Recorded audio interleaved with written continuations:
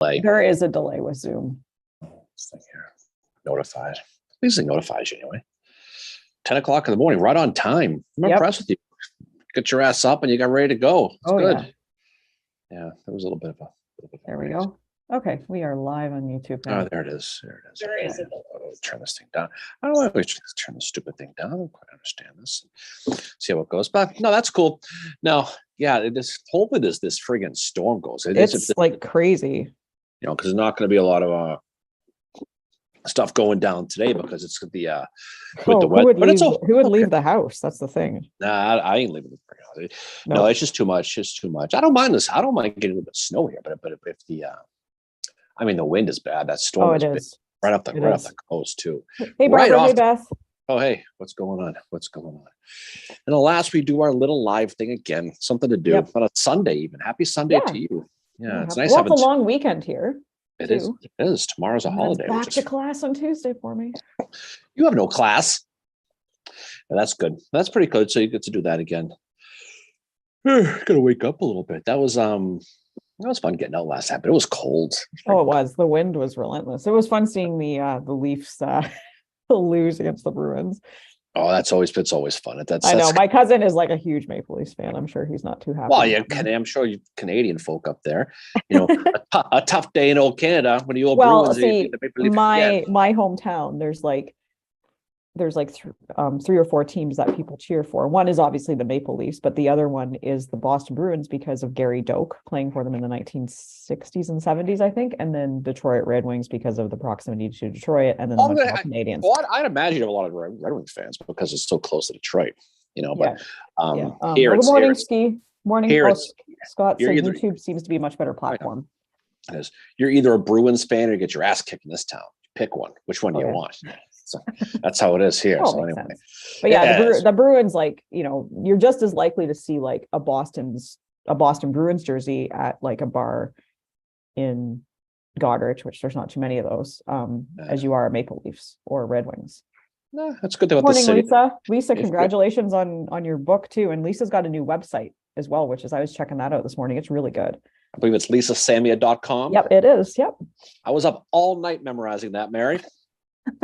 I finally did. I'm glad she jumped on, but that's we'll jump. We can start. I'll just put it in the chat here, so people can.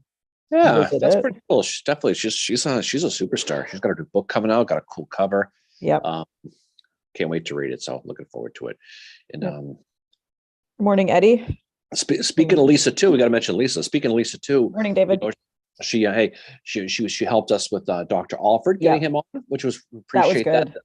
That was definitely what I was surprised about him. Not that I should have any reason to think otherwise. It's just how laid back and cool he was. Oh, he's very laid back. Because he was on with us for a little bit before we jumped on, and he was concerned about how his sound was and how the lighting was. Yeah, and I was like, you're cool. Don't worry about it. You know? He's just sitting on his couch, right? But no, it was a really thank you to everybody who came out for that. He's out, call me Terry and all that. And yeah, I don't think I did that, but no, that was a lot of fun, and that was a good discussion. I think, you know, what's neat about him was, you know, it was interesting because he mentioned when he wrote Fortune's Fool, I think around 2015. Yeah, because it got an award I think I remember it getting an award. Mm-hmm. I think it was like a Lincoln Award or something like that. It's a good book. It's a good book. It and American Brutus are excellent. He got a lot of awards, but but it was neat because he kind of said he kind of found his way into it. And, you know, there's a lot of other books that have come out. We've talked about American Brutus and I've read, these Bluth books. I've read everyone. I've read American Brutus. Well, listen to it. I listened to the audiobook twice. Too many big words. Too many big words. No, but it's good though, because you read, and he has, you know, his Fortune's Fool book was good, but it was very, I don't want to say basic, but it was very, there was nothing. It was just kind of a one-on-one. It was still good though. Like, but the latest one, the Houses That Were Dead, was really cool because it's right up my alley with the old the assassination story plus the spiritualism story with the both, and then the parallels to the two. Yeah, but it was good. It was good, and hopefully he does another one. You know, Well, we had some really great questions. I think my favorite one though was the one that Veronica asked about the legality of if there was like kind of a thing where they wouldn't talk about this, like, you know, these people that did the seances, they wouldn't talk about what happened at them with other people. Oh yeah, I mean, yeah, that was a really good. So Lisa said that Dr. Alford's going to be presenting at Ford's Theater in March as part of the Lincoln Symposium. So that's pretty cool. No, he's the one for that. I think he's probably. There are a lot of people who get into that niche, I think, but I consider him to be him and Michael Kaufman and to be Dave probably Taylor. Well, Dave is too, but I mean, as far as like the actual authors and people like that, Dave is great too. But as far as the people who publish and do a lot of these things, but he's good. So we'll see how this. We have to get Kaufman on next, because then we'll have had them all on, because we had Dave on to talk about the assassination. That was a really fun episode. Morning, Caleb. We had Kate on to talk about Mary Surratt. We had that. So we're doing that whole thing. But anyway, so good morning to everybody. Hopefully everybody's new year is starting off pretty well. Chargers fans notwithstanding. That was brutal. Wow. That sucks to suck. Yeah. But it's good though. But it was a good week. It was a good week though. That was fun. We had some fun doing that little episode thing the other day. The resolutions. Yeah, and the thing was fun about that is, we kind of spitballed at the end, but you can do those for everybody. And it's fun kind of getting into it a little bit, talking about Earl Van Dorn's interesting, because I think he's so much like Dan Sickles. Like there's so many parallels there with like the womanizing and all this other stuff. I mean, like the womanizing was not a EVD meets a bad end, obviously, right? But But this womanizing is not exactly a very uncommon thing in the Civil War. These guys just isn't. Yeah. But I mean, you could talk about Butterfield, you could talk about Hardy, you pick one. But he's interesting though, because Hardy is like, you look at his picture and you don't think it, and he was a huge playboy. Yeah. No, but he's an interesting one, because depending on mostly historical mainstream anyway, that it cost him his life there with Dr. Peters. Oh yeah. But it's interesting as you dig deep into it. There are other theories, and that's the thing is that there's no. We've said this a billion times. There's no black and white with anything. No, because we don't know for sure, and we learned that that's exactly what this resolution episode showed, was there's all this like gray area with stuff that, one person has one account of something, someone else has something else. Okay, Caleb said the resolution episode was fun. Thank you. Morning, Andrea. I appreciate it. No, it's fun though, because the thing about it though is as you go into this, and the more when you studying these things, you think you have a good idea of a good basis on certain things, until you really get into it and you realize that like we were starting to say a little while ago, there's no black and white with this. There's a story where Earl Van Dorn, he's hooking up with Jesse Peters. Yeah.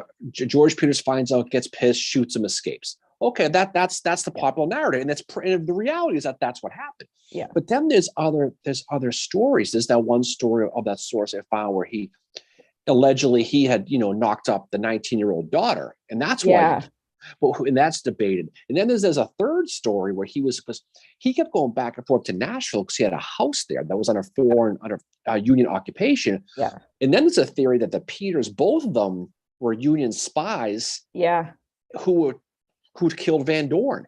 I mean, these have all been debunked and non-debunked. That's what that thing about those. The whole point of this is anybody who takes an absolute on anything, this happened, that happened, this guy sucks, this guy's great, is kind of setting themselves up for a fall, because there's it's not math, it's not science. This is all gray area. Yeah. And what's cool about history is it's all interpretation. It totally is all interpretation. It's like you have to consider like where the sources are coming from. Like one of the ones I had for my resolutions is I went into it thinking, okay, I'm gonna do Beauregard for one of mine, and I ended up just doing Sherman. But I did the research for Beauregard, and what I was going to do is basically his resolution was going to be, kind of like, don't send that telegram saying that you won when you haven't. And I still don't think it was a good idea on his part. But the more I looked into it, the more like he gets blamed hard for Shiloh. But then when you look into it and you realize what he's going on, and again, EVD comes into this. Earl Van Dorn is supposed to be coming there. And he doesn't know about, I think it was Buell is on his way. His intelligence is telling him, no, the Union are not going to be getting reinforcements. We've got them right where we want them. And I mean, as a commander, he made the right call. And the other, I think, not attacking that night, not to continue the attack. Because he realized, okay, well, I can rest my men. I've got EVD coming up. He's going to be here, and the Union aren't going to have reinforcements because that's what my intelligence is telling me. But what happens to him? Gets totally trounced the next day by the Union Army because Buell shows up. But the other thing too about Beauregard is he gets criticized for being behind after Albert Sidney Johnston gets killed. Beauregard was actually out in front a little bit more than what the narrative tells us. Part of the narrative for Beauregard and how he's viewed after Shiloh comes to us from Jefferson Davis, who did not like Beauregard at all. No, I always think of Pierre Gustave and Toutant Beauregard. He was, he's that pitcher in the bullpen who's really good, but for whatever reason, the manager hates him and doesn't put him in the game. And as the commanders, especially in the West, kind of come and go, the Braggs, these guys, he's a guy that maybe he should have been in command of the Army of Tennessee, I think, but he burnt that bridge, especially with what happened at Corinth. But what I was saying was he got blamed a lot for the fall back from Corinth with the Quaker logs and all that stuff. And when that was all going on, and he got blamed for that, and his ass got tied to a chair, and that was the end of it.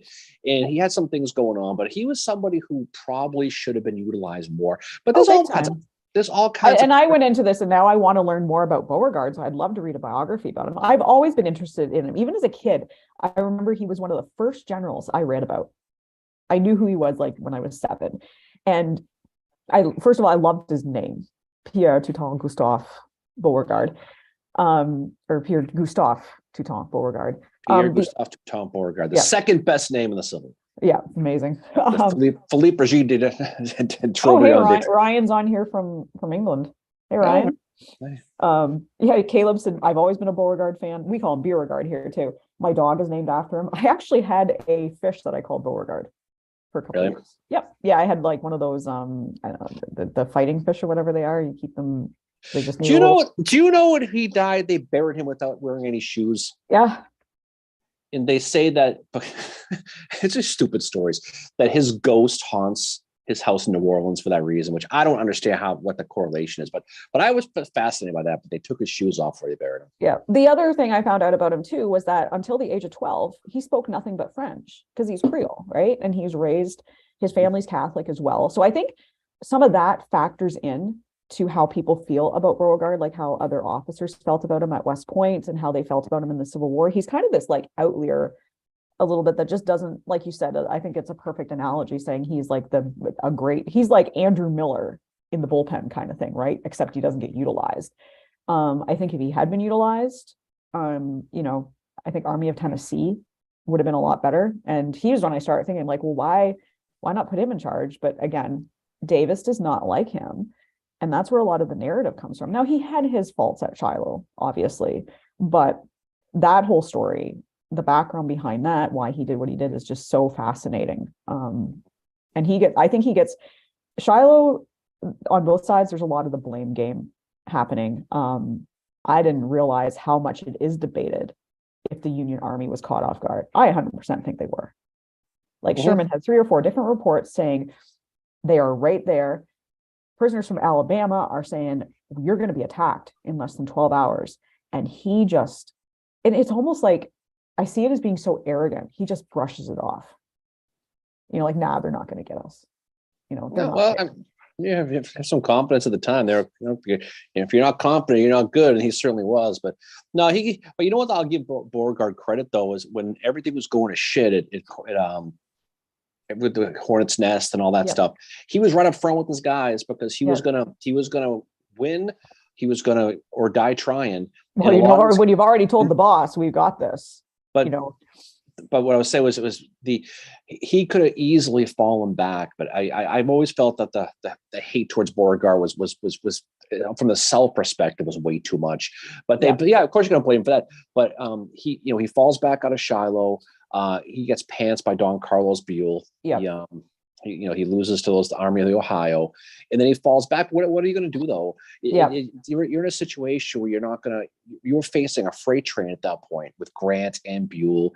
Lew Wallace is eventually going to show up. He's finally going to get there. Yeah, and he gets blamed. And Lew Wallace was one of the ones that he said in his memoirs or something he wrote after Shiloh, he said they were 100% caught off guard. And, one of the reasons he's saying that is because of what Grant does to him. Grant makes Lew Wallace into his little scapegoat.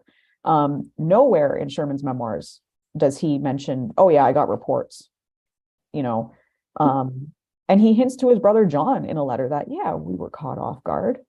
But he and Grant never admit that. And then they use Lew Wallace as this scapegoat, saying like, oh yeah, he got lost, to kind of shift the blame, to shift it away from saying like, yeah, we got caught off guard and we nearly got pantsed. And the funny thing about it it's Appler is one of the last guys to go to Sherman and say they're right there. Sherman tells him to take his damned regiment back to Ohio, that nobody's there. And it's Appler who gets attacked. The first one. I wonder if he went up to Sherman and was like, see, I fucking told you so. Yeah, I mean, again, Sherman wasn't Sherman at that point. I mean, none of these guys or anything. You look at how, Albert Sidney Johnston was in charge. He was a good commander, bad lost some of that at that battle. Beauregard, I think, was somebody who probably, like we said before, should have been used a little bit better. But the Union was still a hodgepodge at that point. Oh, they very much were. Like, Gentili mentions he's been down a rabbit hole on Wesley Merritt lately. Don't know much about him. Very interesting career, if less flashy than his flashy rival Custer. Caleb mentions there's a good biography on Beauregard, which was released last year. Hey, Ryan, the Union Army at Shiloh wasn't caught off guard, just the generals. Caleb said he did great against Butler and at Petersburg. Yeah, well, Merritt's a good one. Anybody who's read The Retreat from Gettysburg knows the story of Wesley Merritt. He's one of those guys who doesn't get the credit he does. And so there's a whole bunch of guys like that. But I think when as you read this stuff and you study these guys a little bit more, it's cool to find out these, I don't want to say lesser names, but some of these undervalued guys. We talked a lot about guys like John and Bowdoin, speaking of the retreat. Yeah. Right. And so it's neat to kind of see what they did too. When you realize that it wasn't just Jeb Stuart up against George Armstrong Custer, and the only apparently two horse guys in the entire battle at Gettysburg, and then understanding some of the other stuff they did, especially out west too. Yeah. But that Shiloh thing is funny because remember Shiloh, Beauregard, and one thing you can't hit him on was the organization at the beginning, because you remember when they're coming out of those woods, coming into towards Pittsburgh Landing, they're all mixed up at this point. Oh, big time. Half of Cleburne's men are like somewhere they're not supposed to be. They're bumbling their way through. The terrain is terrible as well. Cleburne is actually one of the ones that almost gives away their position, because he's still he's not become the Pat Cleburne that we see like a year later. He's still kind of finding his footing in the army, and he gets a little bit, riled up, and he almost gives away their position. No, so it's tough to, you think about it. We were talking before how he gets blamed for, basically not finishing the job, but everything, it wasn't like he just decided to, pull a Jubal Early here and just put the brakes on at Cedar Creek. No, it's not. He doesn't have the organization. No, because everything is falling apart. Everything is a mess. So he kind of has to reorganize too. Now it's bad luck on his part for two things. That that 2-day rain came that slowed him down, but also it's bad luck too that Buell did show up. But Beauregard's intelligence is telling him there's a lot of good books about Shiloh. One book that is not good about Shiloh is Shelby Foote's book, which is a disaster. Not for nothing, because it just isn't, because he writes it almost like a historical novel, but it's just all over the place. But one thing he does talk about is he talks about the feeling of those Confederates sitting there hearing the boats coming in. And that's the one good part about that book. The rest, there's so many better books on Shiloh if you're going to read a book on Shiloh. But if you he does talk, so you can imagine that pucker effect moment, that holy shit moment, when all these guys hear these cheering of the boats and the horns, because then you're screwed. Oh yeah, right.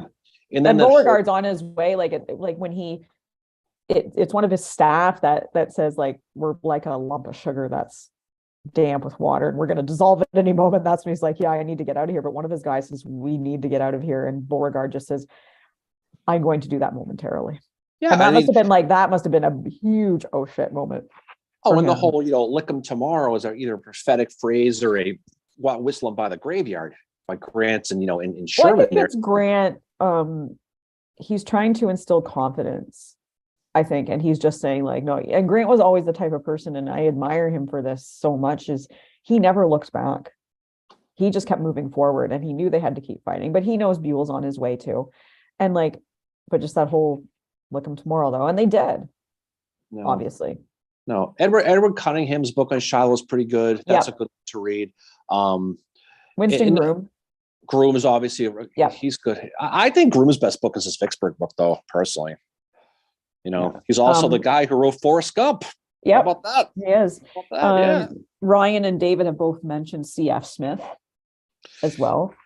Yeah, he's another guy who doesn't get any credit. We bumped into him off and on in different episodes, but we haven't really done it. He dies from a scratch. That's what Ryan is saying. Yeah, well, he dies. It just that's he's a character in Jeff Shara's book about Shiloh, and he's like, it talks about how he's kind of like, oh, it's just a scratch, and he keeps getting worse and worse and worse. And that book about Shiloh by Jeff Shara is really good. Name's escaping me right now, but it's really, really good. No, that's you don't think about that. Forget about that. He dies. Literally a scratch. Gets bad, it's affected, fucks up, and that's the end of it. Yeah. But there's a lot of guys like that. I mean, but he's the type of guy where if you really want to get into studying these battles and this war, those are the type of guys you want to study. Yeah. Because they tell a good story, and you learn the story from the inside of the onion, not the outside of the onion. Yeah. And that's why and Beauregard's story is just so interesting. Like, he's the one at First Bull Run, so he gets the win on that one. But then afterwards, he starts saying to Davis, we need to invade Maryland. And Davis is like, we're not invading Maryland. And eventually Beauregard puts in for a transfer because he's so sick of how things are going. Transfer gets rejected. But and then Beauregard does himself no favors, becomes such a shit disturber that where do they ship him? The land of misfit toys in the Western Theater. And Albert Sidney Johnston, I don't think, was a big fan of his either. He's seen as this kind of, and he's also in the Jeff Shara book about Shiloh. And he's quite an interesting character in it. I was trying to imagine the way Beauregard talked. I would imagine it would have been with a French accent, because he spoke French until the age of 12. I'm sure. And apparently he didn't I was reading one account where he would talk in English and in French, like at the same time almost. Like, his sentences would be a jumble of the two. But I mean, you're learning the language at 12. So he's got there's probably a bit of a language barrier with him as well. I mean, he probably learned it. He probably spoke it pretty well, I imagine. He was. The book's called A Blaze of Glory. That's it. Yep. Yeah, he had Caleb said he had a very heavy French accent. Yeah. Apparently. Oh, hey, Travis. Travis has found us on YouTube now too. Oh, cool, Travis. People, it's we're really happy to get away from the Facebook thing, because Travis is good. I remember, what was it? The Memorial Day parade. We hung out with him at Memorial Day. He was at the Addressing Gettysburg, with the park. With Veronica and Tim Smith and all those guys, the Farnsworth House that day, sitting at the bar that day. That was a fun day. I missed the warm weather. I mean, I do too. That was a good day. Speaking of Addressing Gettysburg, they are going to be announcing their Get Out of the Car tours for 2023. I think one of the first ones is about Willard. Oh, they're going to drag everybody into the George William Willard Monument. I better hope it doesn't get. Better hope you bring your shoes in that one. The book about Beauregard, Napoleon in Gray. Oh, there's a lot of good books. He's an interesting dude. Again, I'm just shocked. I was researching him. I'm shocked I haven't read a biography about him, because he was really, like I said, the first Civil War general. I really knew his name. I don't know how I stumbled upon his name, but I did. He was one of the first ones I knew. Mm-hmm. And I've just never bothered, to look him up. Albert Sidney Johnston hands over operational command to Shiloh Beauregard, resulting in the ridiculous advance in divisional lines, so that supports that come up are all different divisions. David said that book about Napoleon in Gray is really good, so I'll definitely have to check that out.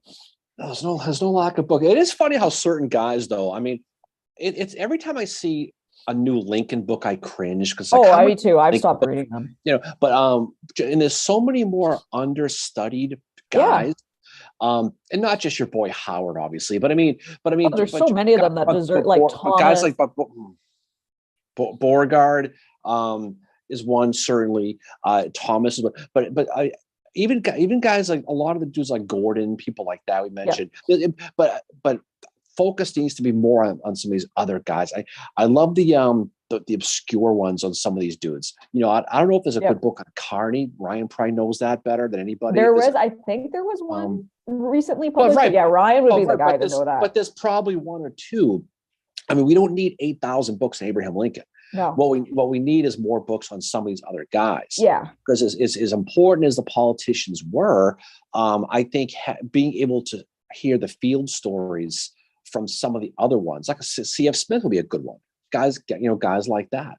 I hate to say it, dare I say Breckinridge could be a good book. Oh yeah, I would read it. I find Breckinridge to be quite fascinating. James Pemberton, either one of them. Yeah, Caleb said David Ireland, Chili for all his movie fame, No Book on Buster.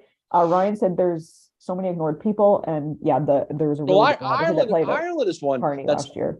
Ireland is one that is Tilden obviously is my boy, but Ireland is one. See, as much as I love me some Charles Tilden and everything he did with the 16th, he did that. I don't want to say it's kind of a one-trick pony thing for him, but that was what he did. Yeah. Ireland has got everything. Yeah. And for some reason, David Ireland is falling through the cracks. 137 New York, what he did, he raises that. He ends up fighting, obviously, Gettysburg. We talked about what he did at Ringgold Gap, what he did at Chattanooga. The guy was a baller, and he's the first one into Atlanta. He stays at John Bell Hood's house after he vacates the town, but then he gets sick and dies in about 10 to 14 days. And his story obviously ends, but if you go to that area, Binghamton, New York, and that part of it, you hear a lot about him, but there's not anything. And that's surprising because he's somebody who, his story, not for nothing, would be a fantastic movie. Oh, it really would be. Yeah. But he's one of my favorites. He should be everybody's favorite on the north side, but for the most part, and then the south side, we've said this before. The king of that is Clayburgh, in my opinion. He's got a couple things written about him, but I mean, he should be somebody who should be a lot bigger in mainstream books than that, right? Oh, I agree. Like the first, I knew of him. And then when I got Simmons' book, which by the way, Simmons is going to be on our book club this year to talk about his Clayburgh biography, which will be awesome. Mm-hmm. But he led such a fascinating life. And he's not West Point, he's Irish. And there was somebody we were talking about it on Twitter one day, and I didn't agree that this one girl, she's one of my friends, and she's really, really nice, but I didn't agree with what she said. She was like, Clayburgh made him shouldn't have moved away from Ohio. Like he fought, for the South, he fought for the wrong reasons, but just all this stuff. And I almost chimed in and said, I'm like, he was one of the ones that he was fighting for his home because he finally found his home in Arkansas and was accepted with the Freemasonry and how he got involved in politics, almost got killed for the politics he was involved in. But if he had stayed in Ohio, he probably would have fought for the North. Because there's no question. Because his brothers fought for the North and his half brothers. Yeah, and just real quickly with the comments, Andrew's on here. So Barlow's another one, right? Yeah. Another one who, and I saw she was at his gravesite yesterday, which is always cool.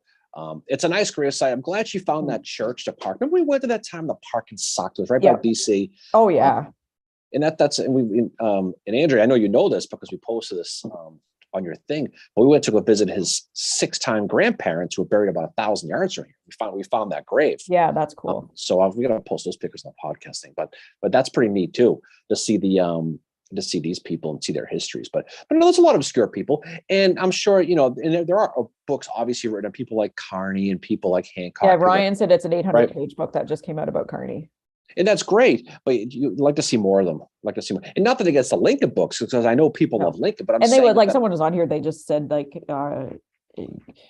King said they'd sell. They'll continue to sell, and that's very true. But I've read 4 or 5 books about Lincoln, and it's basically the same stuff. I mean, my favorite book about him is the one that was written about his depression. That was a really interesting book. And I know some people don't like that one because they were they're like, we can't diagnose him, blah, blah, blah. And it's well, he probably did have depression. What if he did? you know. What I find about the Lincoln, and I'm talking about the capital L Springfield Lincoln community people, is any attempt to personify him is met with the gatekeeping for whatever reason. You know, we talk a lot about personifying people, making these people out to be the people they are. But I know you know some people more than I do who, when you try to talk about Anne Rutledge, you want to talk about some of his past, they just don't want to hear it. They just don't. Yeah, and it's bad, especially the Anne Rutledge thing. It's like, but it's unique it's unique to Lincoln. I find I don't know what it is about him. It's kind of like I don't get it. Maybe you know it better than I do. No, I don't get it either. I don't get it, and I never have. I've never. It's something I've never really understood. Gentili mentions there needs to be a full bio on Mosby. Most have been written by local historians, which is great, but he deserves a fresh one from an established historian. And then it's one guy on here says his name's Roger. Okay. And then Brian said so many generals with European experience get ignored because of the international research required, like de Trobriand, Karge, Blanker, Turchin, Poles, and Hungarians. Yeah, even Blanker doesn't really get. I've got that book on the 11th Corps I'm reading. Blanker doesn't get talked about much, and he's kind of like the founding member of the 11th Corps.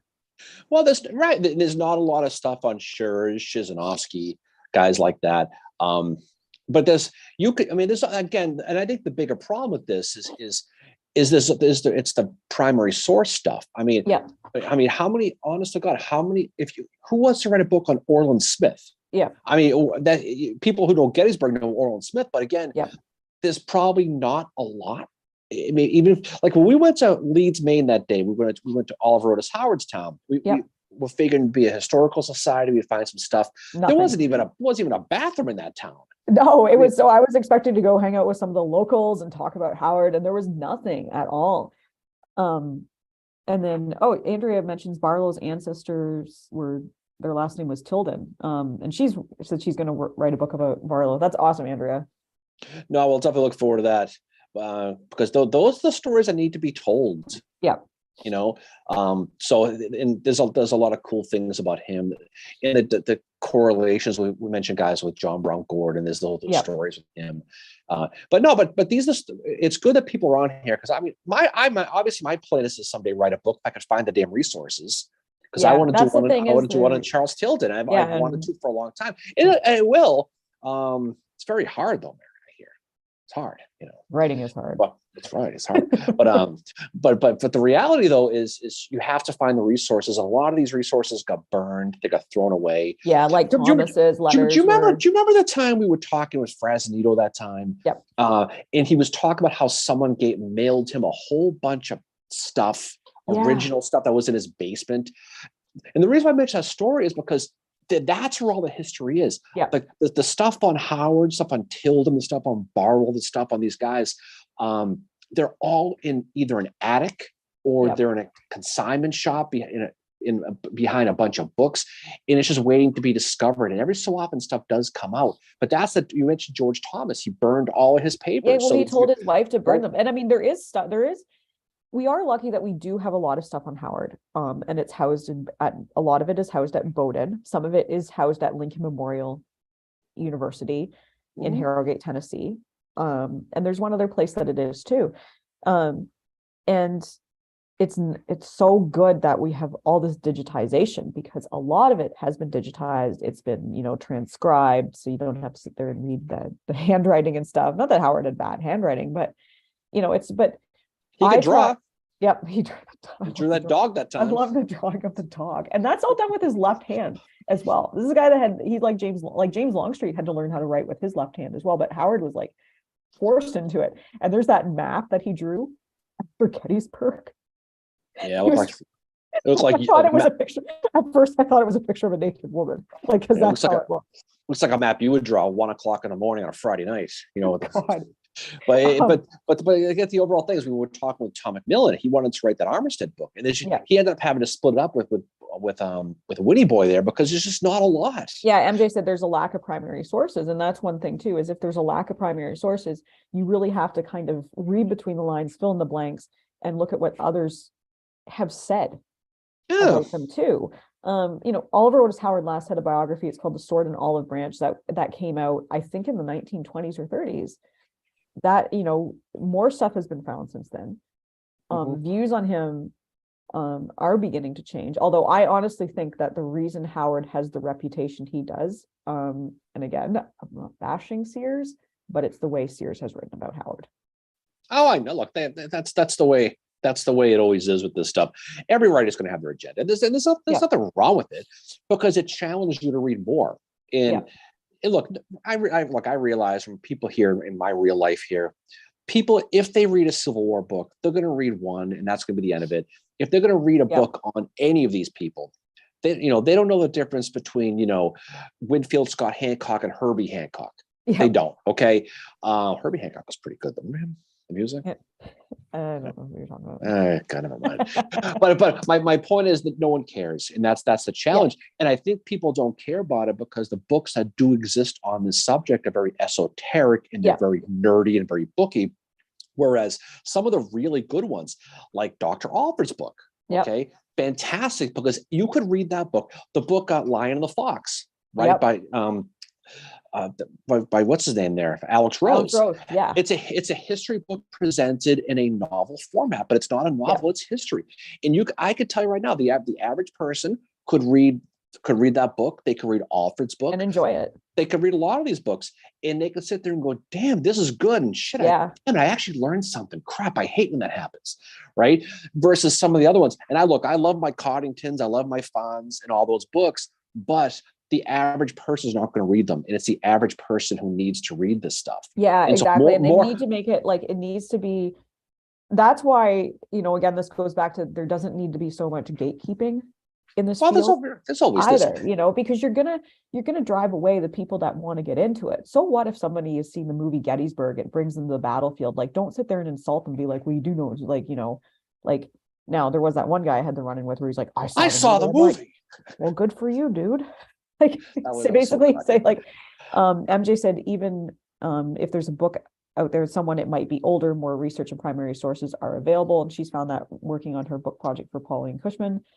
Caleb said he's looking forward to reading Lion the Fox for the book club. Yes, speaking of that, so our next book club meeting is February the 22nd at 6 p.m. via Zoom, and we're going to be talking about The Lion and the Fox with Alex Rose. Alex Rose, if you guys don't know, he wrote the Washington Spies book that turned into the AMC TV series Turn. Yeah, that's him. He'll be on with us. In his book is really, really cool. It's really good because people, and this is our own fault, man. We've talked this before. We don't do a lot of Navy here. It's not by any design. We just haven't. We've mentioned it here and there. And hey, today is the anniversary of the fall of Fort Fisher. Right, exactly. But we always talk about we need to do it, not just Farragut and in those guys, but this is a good primer to that, because it talks about the efforts. And I don't think the average person, people here probably do, but the average person knows how hard it was for the Confederates to try to cobble a navy, and also how easy it was to run the blockade. Now, when you think of the Anaconda Plan, you think of, you imagine all these boats tied together and nothing's getting in. Yeah. You're talking about maybe 50 boats to cover 4,000 miles. Yeah. So there were huge gaps. And also when you had the fact that the British needed to maintain neutrality. Yeah. So the Confederates did everything they could to break that neutrality. They withhold cotton from them to try to get them into it. But then the spies who were over in Liverpool, which he does a great job describing the cesspool that was Liverpool. It's like, oh my God. It's just like, you were right. It is just like gangs in New York. And I find it interesting that a lot of these guys, they get over there via Canada, and they were tracking the one guy. And that's why they sent the Union. You never find a more wretched hive of scum and villainy. That was a Beatles song, I think. But you talk about how they had to hide. There was a group of Union people who were basically trying to stop the Confederates from building ships in Liverpool. Mm-hmm. And you had the Confederates trying to do the opposite. And you had a lot, and the Confederate plan, it was a three-pronged plan. It was break the blockade. Yep. It was attack Union merchant ships and build ironclads to attack the Navy. That's what they wanted to do. But they needed money. and they didn't have any money. So they had one boat when they started. So they recruited a guy to go over there and kind of do this. And so they had friendly people in England who wanted to see the Confederacy win, and they started to build boats. They had to change the name of titles to different people so the Union wouldn't do them. You know how England had a rule. There was an old law in England that said you could not arm a boat. How the phrase was, you could not build a boat, a warship designed to attack a country that you're neutral with. You couldn't build it. So you know what they did? They built the boats without the guns. Sailed them into international waters, and then put the guns on the boats in international waters. A loophole. That's how they got away with it. But but Queen Victoria thought she commanded the whole seas, and there was a bunch of shit. But they ended up using Nassau, Bahamas, ended up being kind of like a Calcutta, where you had pirates and you had rebels and you had spies. And they were taking the boats and they were running the blockades to Fort Fisher and Mobile and all these places because the Union couldn't stop them. And the Confederates, thanks to the British, were building these really fast, sleek boats. And so the book talks a lot about how they're trying to build the boats, the Union's trying to stop the build the boats, while all trying to maintain neutrality, while the Confederates are doing everything they can to drag them into it. And it's so, and people don't, when you look at the war, you don't tend to think about the stuff that happens. We talk about Canada, but stuff that happened overseas in Europe. But it's a fascinating study. But read the book because you'll be blown away by the efforts that went into this. And he's very vivid. So we'll look forward to talking about that. Yeah, that's it. I'm really looking forward to that. Oh, hey, Jacob. He's just jumping on to say hi. He's taking the new car for a drive. Nice. And MJ mentions the gatekeeping thing is old, help others and share history. Many licensed battlefield guides. I know Gettysburg first became interested as kids by watching Gettysburg. And Caleb said the Hunley is one of the best story in the Civil War. The Hunley. I bet twice. The Hunley. No, I've been to the Hunley. No, the Hunley is a cool thing because if you go to Charleston and go visit that area, it's not always available to go visit. But if you see it, I mean, it's just old rotten beer cannibal looking. I actually almost applied for a job there when they got the grant. It was a few years after I graduated from getting my degree in museum conservation, and they needed conservators to come in and do work, and I'm like, yeah, I should do it. But the one thing I didn't have any experience in was underwater conservation and working in that. But I thought like, okay, this is objects, obviously metal. And that's kind of one of the areas I specialized in school was doing conservation of metals. But I just was like, I don't think I'll get the job. I kind of wish I had applied for it because it would have been a really good job. And it was like a contract for 3 years doing conservation work on the Hunley. No, but it's cool because if you go to Charleston, they make a big. Everyone knows Charleston on the date of the anniversary of the firing of Fort Sumter on the 12th of April. They fire the guns at 4 o'clock in the morning, which the neighbors must love. By the way, hear these guns go up at Battery Point. But the other thing they do is they do a ceremony of the launching of the Hunley, and you go there. The story is they launched it and they had a lantern, and they held it up and then. To let them know they were going, they floated away and they never came back. But they reenact that. So you stand on the beach and you see way in the distance this lantern waving at this guy in a boat. It's actually really cool. It's out by Daniels Island, not far from Fort Moultrie. But it's definitely if you're out there when you do it, it's worth checking out. But the Hunley's pretty cool, and you go visit the graves. Of the guys, and so that's a pretty neat thing. And I mean, Charleston's one of my favorite cities. It's one of the all-time greatest places to visit. But there's so much stuff you can visit. So much stuff, Oh yeah, there is. Yeah, and I think there's a few like naval Civil War museums out there, which I would love to go see. But I do want to go see the Hunley. And it wasn't necessarily like you didn't need diving skills to do it. It was just kind of the experience with the preservation. Because I think they do need to keep it in the water still, because the thing is like when you remove it, it oxidizes even quicker. And oxidization of metals, I'm getting into the science stuff, it picks up after, like it keeps going. That's why the Titanic is not going to be around for much longer, because it's just going to be a pile of rust at some point. Kate Winslet could have saved Leo, Oh, I know. Could have. That whole thing, though. Jesus. Don't get me going about that. Do not want to talk about James. Don't get me going Cameron about today. James Cameron. That came out of nowhere yesterday. That whole thing. Holy shit. What the hell is wrong with people? Seriously, sometimes you just gotta the stupid things people get themselves worked up. But I don't streaming movies seriously. Yeah. Anyway, but the Hunley is definitely is definitely worthwhile to visit, and they make a lot of efforts. So it's you can go. It's out by the airport, but it's you got to get lucky to get out there when they have, because they don't always have it available to see. But if you get a chance to do it, it's really cool to see. And you look at that, it's like I'm not getting in that.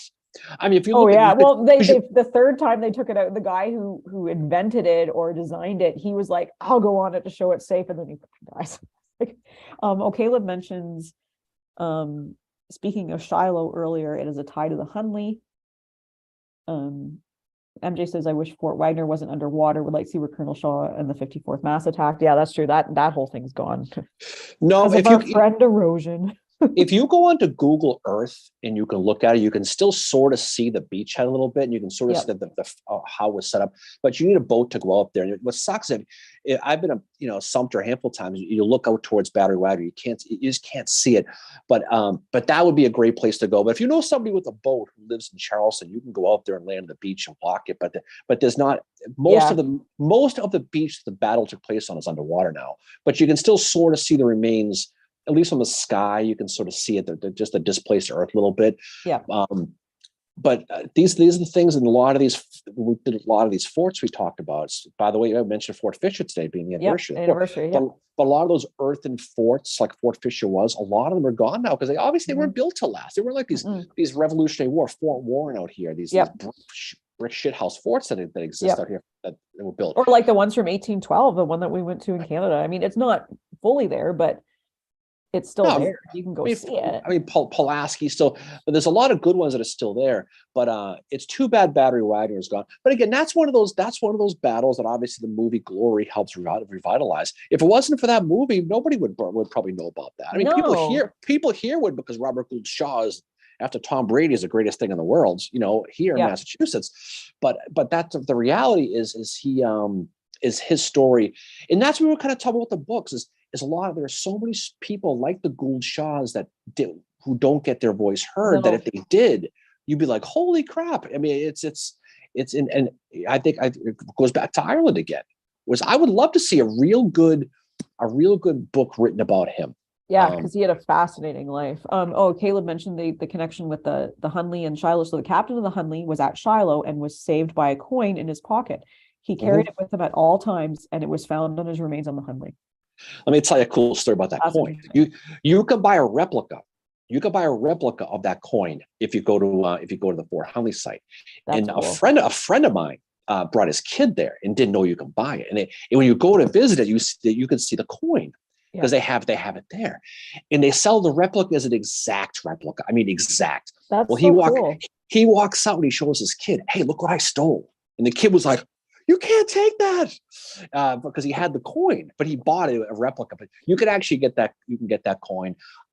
If you can also go to the Citadel, you can see the original big red flag, which is really cool. If you think of the South Carolina flag, it's red, and the moon's face the other way for the war. That's what was cool about the battle flags. The South Carolina with the palmetto and the crescent moon. That is cool. It's turned the moon's the other way when it's a war flag. But they have the original big red flag on the campus. It's so cool. But the coin, you can actually buy a replica of that coin. That's really cool. Andrea, she's wondering if you've been to Fort Pulaski. No, I haven't been down to Savannah. That's the one. That's the one area that I've not been down to. I've been to Charleston. I've been to a handful of times, and it's so close, but it's just so painfully out of way. I've been to Fort Moultrie, and I couldn't get out to Sumter because, first of all, I don't think the boat was running that day, and I was with people that didn't want to go out to Sumter. But I got to see Moultrie, which was really cool. And speaking of that, like I'd forgotten this from our episode that we did about Sumter, but wasn't it Beauregard sent Anderson some cigars? Like, can you please surrender so I don't have to shoot you? They were obviously, Anderson was the professor of Beauregard, and he sent beer, he sent cigars, he sent food, and Anderson couldn't accept it. He couldn't accept it. And he was like, I think Beauregard had a lot of respect for him because he had been kind of like his teacher and mentor at West Point. Yeah. And I don't like Beauregard. I think he held out till the last possible moment. And then finally he was like, you know what? It's time. And it's interesting, getting back to Beauregard again, because this seems to go full circle. It's, he's there at the very beginning of the war. And he's one of the ones that goes to Davis with Joseph E. Johnston and said, we have to end this now. Yeah. And I think he, the more I read about him, the more I think it was kind of a mutual decision between him and Hardee to abandon Savannah. I think they both were like, we're done with this war. Franklin's happened and it can't continue. Because I think they knew if they put up a fight, first of all, what are they going to fight with at Savannah? And they were just like, let's just give it to them because it's over. Oh, they could have. I mean, the Savannah, that was the quickest nope. And thank God they did, because Savannah is a beautiful city. That would have been destroyed. But I think Sherman too. I think there is some truth to the girlfriend thing there. Oh, he definitely got his swerve on. Oh. Well, I've told you before. Speaking of Charleston, I was sitting at that bar, the West End Brewery in Charleston one day, and talking to this one dude. Of course, I'm wearing my Sherman T-shirt in Charleston because I'm a dick, right? So I'm sitting there, that too. and so we would talk about. She was this guy from Charleston. He's like, we didn't burn the city down because he had a girlfriend here. And you hear these stories, and of course, I could be one of these guys. Show me your source, whatever, right? Yeah. But these are local stories, and whether they're true or not, he believed it. And I've heard some different stories of why he didn't burn Charleston. But I think he did have girlfriends. He did, and the story is a woman begged him not to burn her city down, and because of her, he didn't do it. And I tend to believe that one. I do. Oh, I do too. No, I do too. He definitely had girlfriends in a lot of places, and I mean. Andrea Quinn mentions that Gould-Shaw's papers are digitized with Harvard and the Mass Historical Society. Caleb mentions that his account of Antietam is really cool. And Andrea mentions you can read them online. So that's pretty cool. Charleston is such a beautiful city. I do want to get to Savannah though, just, I want to drive the whole March to the Sea. Who the hell do I know who was just in Savannah recently? Someone I know was down there recently. Ski? It was someone outside of the Civil War world. Someone who went down there and, hey, did you see the Civil War stuff? Do you have Civil War stuff? I didn't know. No shit. It was one of those people, but I know, but it doesn't matter. But there's a lot of that. And, Robert Gould Shaw. I mean, his papers are cool too, because anyone who has read Robert Gould Shaw knows the dirty secret about him is he was not an abolitionist. No, his parents were. He came around to it though. I think, working with the 54th, I think it made him realize. And I try to, Robert Gould Shaw, if you want a pop culture parallel to who he was, it was Spalding, Smales, and Caddyshack. That's who he was. Yeah. He was a rich kid who was spoiled, who carried that about him. Yeah. And he was not a huge abolitionist. He obviously came around on it, but he was over here at Camp Meigs. He was training the 54th, but he was not. And so I don't know if that was rebelling against his parents or what the hell that was, but he was not a big fan of the Douglases, the Garrison, Lord Garrison, the parents. But he did come around. But if you read his early papers, I mean, forget it. No, he's not. And I mean, I think a lot of people were like that at the time, obviously, because it's the time they grew up in. People are saying, David and Caleb are saying that the driving the March to the Sea, that would be an epic road trip. And that's what the author we had, Anne Rubin, Sarah Ann Rubin, she drove it. And there was another guy that did it a few years ago too. And he said, the further you get away from Atlanta, the more hate there is for Sherman. Of course there is. And that's where all the misconceptions come from Sherman. Yeah. I told you, me and our friend Bill, we were, sitting outside of Kennesaw when the land where time forgot. And you hear a lot of the stuff, that misperceptions come in. And that's fine, whatever. We said before, if that's what you think history is, okay, fine, whatever. Yeah. You do you. But that's how it is. You'll see that we'll be in Kennesaw here in the springtime. And you'll see the difference between Metro Atlanta and Kennesaw, and it's only 30 minutes away. But it's pretty cool. I am 100% wearing my Claiborne shirt to Ringgold Gap. When we go there, someone on here from Michigan, his Fort Mackinac from a different period, War of 1812 is a cool visit in the summer. Yeah, and the Lincoln Symposium is happening in Springfield on February 19th. Oh, okay. But yeah, I would love to drive the march to see. I mean, I've driven like I-75 is basically Sherman's. Well, that's campaign. The thing. You can cross the Chattahoochee there, right? You can Peachtree or the ledge of the story. The soldiers talked about a naked William Sherman bathing in the river, which must do the thing where they were in the floaties and stuff. Must have been a great view to see General Thomas to see old Union Heat Miser floating there in the water. General Thomas. Oh no! Exactly.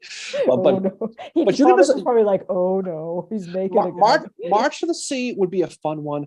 Mud March would be another one, and I know. I know that's the we did Spite March. We did AP Hill Spite March. We did do the AP Hill Spite March from Harpers Ferry to Sharpsburg. We did do that, but I know the Mud March. I think there's a sign or two, but there's not a hell of a lot to it. Yeah. But March to the Sea, you can cruise up 75 and you can pretty much do it for the most part. Yeah. Well, again, going back to the locals and how it's fun to talk to them, and that's where you can learn a lot of this history that's been passed down. When I was at that, I've told the story before, but when I was at the Georgia Winery, which we're going to go to, it's in Ringgold Gap. The guy that was doing, by the way, phenomenal winery.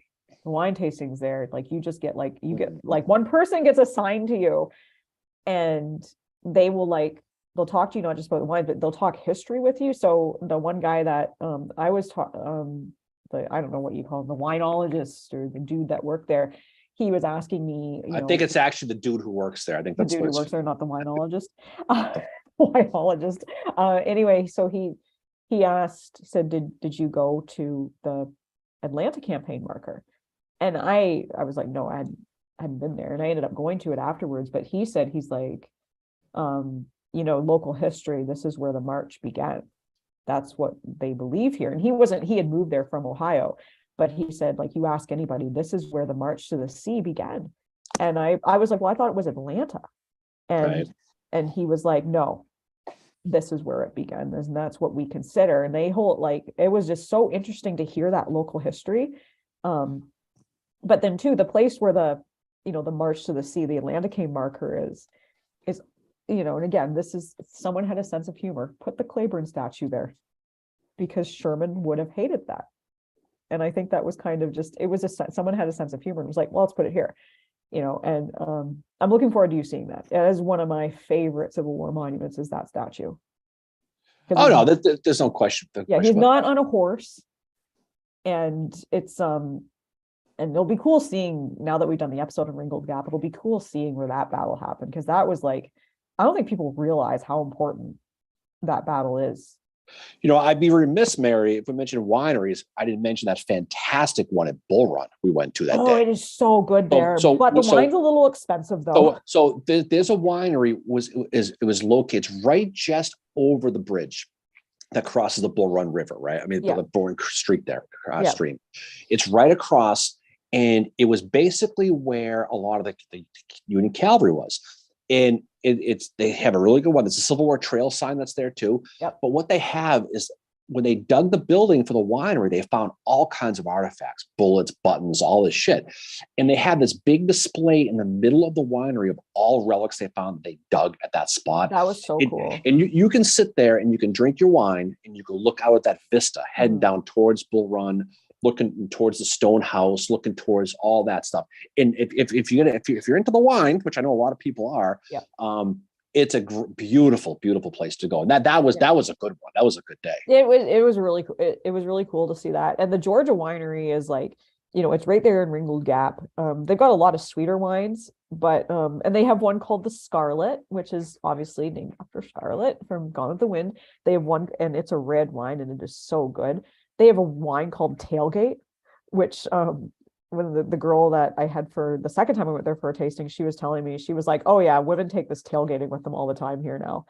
And they have one, there's one called Chattanooga Blush, but it was interesting just being able to talk to them about the history of the area too, and that they knew it, and that there's all this local stuff, that this is where the march began.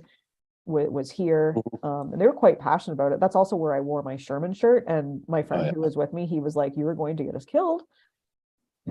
I got glared at by a couple people. I mean, putting breweries and wineries on battlefields, of course, is the great 1781 in Spotsylvania and Chancellorsville. It's brilliant to go to these places, but that one by Bull Run is fit. If you go to Bull Run, really cool. I would highly suggest that you drive that big, long, windy road. Remember, I want to go back there, and I want to look like now that I'm like starting to learn more about Beauregard. I'm just so fat, like his whole.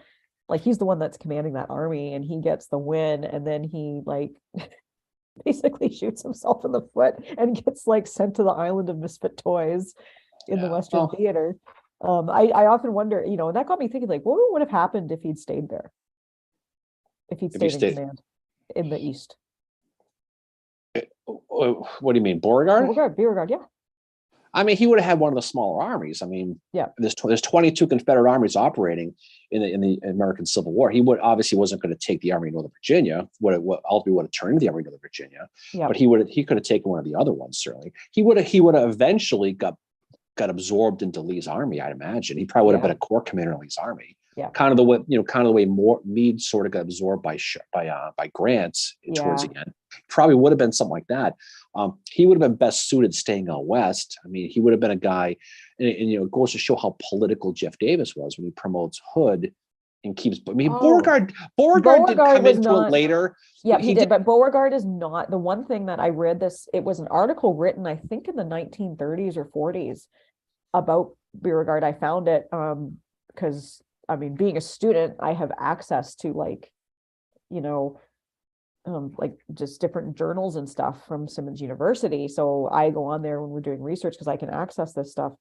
And anyway, it said that, the one thing that you have to remember with Beauregard and his reputation is the fact that Jeff Davis did not like him. And if Jeff Davis did not like you, no chance are you getting command at all, even if you're talented enough. And Beauregard, I think he would have been I think he would have been a good army commander for Army of Tennessee. Again, I will never understood why John Bell Hood was put in command other than working the back door, like, kind of the backdoor politics with Jeff Davis and all that. Well, of course, Davis wanted an aggressive guy, and he took a shine to Hood for whatever reason. Davis himself had always wanted to be a commander himself, so it's no surprise. But guys who were commanders like guys who fight. Why did Lincoln like Grant? Because his quote, because he fights. That's so it's pretty obvious why he would have. But I think Beauregard would have fought too, but I don't think Franklin would have happened. No, but right, Beauregard. Let's look here. So if you're Jeff Davis, okay, you've got candidate A, candidate B. Candidate A has a record of falling back in battle. Candidate B is an aggressive division commander. So you can argue about what made the most sense at the time. But if you're looking for an aggressive guy like Lincoln was, like Davis was, you're going to pick the aggressive guy. Beauregard wasn't the aggressive guy. He was kind of like a McClellan in that regard. He was more of a thinker than a doer, versus Hood was a Tasmanian devil. Line up and let him go. That's exactly what it was. When Ryan said, did Davis back any winners other than Lee? No. I don't think he did. You look at Davis's track record with this. Right? Well, don't forget, Lee was not. Davis was not a big fan of Lee after Cheat Mountain originally, right? It took some time. He was, speaking of being chained to a desk, Lee, for the most part, was in charge of the coastal defenses and the defenses around Richmond for the early part of the war. It wasn't when Joseph E. Johnson got hurt over at Eight Pines, we say, on June 1st of 1862 is when Lee took over. And I don't want to say he was reluctant, but what did Lee do? As soon as he got put in charge, instead of taking the punches from McClellan, he flipped the narrative, went offensive, led to the 7 Days, led to Second Manassas, led to the Maryland campaign. So now Davis, like, I got my guy, he fights, right? And so Lee knew, and a lot of these guys knew, to get on his good side, you needed to fight. And this is the same thing with Lincoln, right? We talked specifically about Rosecrans, right? What happened when Rosecrans got put in charge right before Murfreesboro? He was told, if you don't fight, your friggin' ass is gone. So that they wanted fighters at that level. And so Hood knew that, and he played the part in it, but he wasn't, he was fabricating the part. Hood was a fighter. He was a fighter. But he was not good. I mean, you have to find that fighter, but you also have to find that person that is going to be good in command. And Davis. Well, that's the fine balance. Yeah, and Hardy would have been good, but Hardy was offered, but he's like, no. But if you're Jefferson Davis and you see Atlanta fall, okay, you're desperate at that point. You want a guy who's gonna. You want a Brad Marchand. You want a guy who's going to be cheap and throw the Marchand, right? But you don't want a guy who, if you're not going to put him Beauregard in Atlanta when he's going to do the same type of thing. He would have been more thinking. He would not have gone chase down Sherman, ultimately chase down, Schofield and Franklin. Yeah. Hood was a guy who was, we just lost our primary city in Atlanta. Yeah. I need a guy who's going to punch them in the mouth back. I need to swing back. So in that regard, Hood was the right call. In the big picture, small picture, big picture wasn't the right call. Small picture, when you're pissed off and you want revenge, he's your guy. Yeah. But again, that's what gets you though. You look back 160 years now. It's easy to see those errors, but in real time, you want someone who's going to swing back at these guys who just took your city. Yep. I mean, God knows what was going on at the Rough and Ready DQ Mary at that point. God, I love that. I'm so sad it's not a town anymore. I know. Miranda said there's a winery on the property next to the area where my ancestors lived in Page County, Virginia. And she said she loved listening to all the Civil War stories about the skirmishes and the stories about Stonewall as well. Andrea says Civil War Battlefield Winery Distillery Brewery tour would be fun. Set it up. Well, we've been doing that for years. You guys want to come with us? You're certainly welcome. We've been doing that for a while now. But I think the other thing too that Beauregard would have had an advantage being commander, which I don't know if Davis knew this, was Beauregard knew Sherman and he knew how he fought.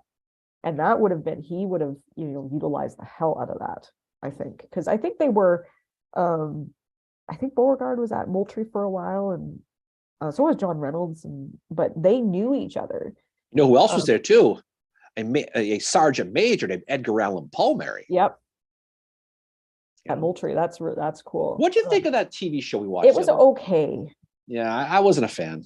Not gonna lie. The Pale Blue Eye. It was okay. I'm not a huge Christian Bale fan though. No, it was okay. Like my mind was not blown. I'll put it to you that way. The thing about that was the story was neat. It was basically Sleepy Hollow meets West Point. Yeah. But I think I can't tell if I didn't like it as much because of the Christian Bale factor. Dursley there, who played Poe, was fantastic. Oh, he was really right. Good. But I don't know. I thought it was okay. I was it was okay. It was cool to watch. I would suggest anybody watch it. Yeah. I was still living off the glow that was that Wednesday show, personally. Oh, I know. And just Designated Survivor is really good too. Oh, that's a good one too. See a lot of parallels with the Civil War in it. Someone who wrote that show obviously is a Civil War historian as well, because there's so many parallels with Lincoln's presidency as well. But yeah, so Beauregard, I think he had this advantage that he knew Sherman, and Sherman he was one of the ones that called Sherman out for his memoirs, saying dude, some of these facts are not facts. They're not right. And Sherman came back at him and said, yeah, well, guess what? If we're both in the room, we're going to have two different stories. Well, I dare anyone to read a memoirs and find everything actual fact, because there's a difference between what I think I saw versus a complete lie that I need to cover my ass, right? And yeah, a lot of Sherman's memoirs, they're brilliant. People are talking about they are amazing. I love them. He is such a good storyteller. You can tell he had a photographic memory, and that's why he was so good at what he did. They are great, but don't let them be the only memoirs of the Civil War you read. I mean, when people always ask me what should I read, I always suggest James McPherson's Battle Cry of Freedom and the Grant memoirs. That's I say start with that. It's a good baseline. But when you read Grant's memoirs and you read Sherman's memoirs, they're two different. It was like with the episode we just did.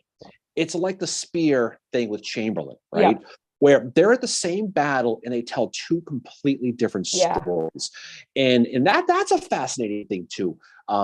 speaking of Ellis Spear, but I think as you read this, you're reading from their perspective. Yep. You know, the Wainwright, the Abner Small book, even Company H. There are things in there that aren't really true, but they're true because they thought they were true. Yeah. Versus some of the stuff Sherman writes and Grant writes are just not factually true. No, again, this goes back to the agenda, and what they were trying to do at the time, and that's why you have to be so careful with this to not let it be all you read. People are David said he's 100% in for winery, brewery, distillery, battle. You know, we're gonna set that up. I would say what I think we should do is we need to set something up for the Gettysburg anniversary this year down in Gettysburg, Pennsylvania. There's a battle down there, if you know that, but there was a battle in Gettysburg. We'll go down there and we'll set something up. We can do Adams County. We can do the Mason-Dixon distillery. And we can have some. We can take the battle stuff. We'll do a little thing. So we'll do a get together that weekend. So we're gonna be down there. So we'll do that. So and just for there's a couple of Michiganders is not a term in here, David, and I know there's another guy in here from Michigan. They're talking about wineries in Michigan. If you guys are near, and it's just outside of Detroit, there's a really good winery called Sage Creek. Amazing wine.